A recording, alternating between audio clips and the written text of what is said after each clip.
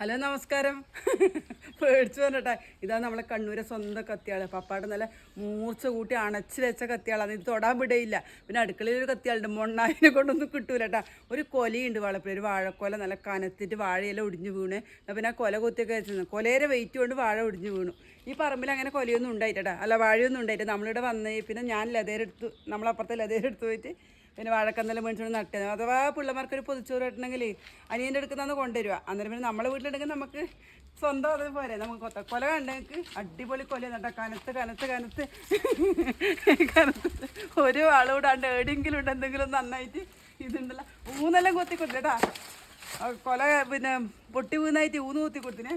നമുക്കിത് കൊത്തിയെടുക്കേ.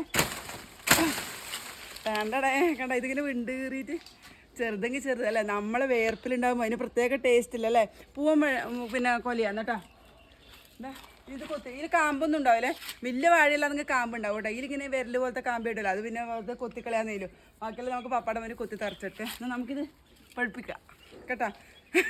കുറച്ച് കറിയുമ്പോൾ കുറച്ച് പഴുപ്പിക്കും ചെയ്യും അല്ലേ. ഒരുപാടുണ്ടല്ലോ, വേണ്ടിക്കൽ വേഗം വന്നു. ഇതിലേക്ക് ഗീതച്ച് 2 ദിവസത്തിനുള്ളിൽ തീർക്കും.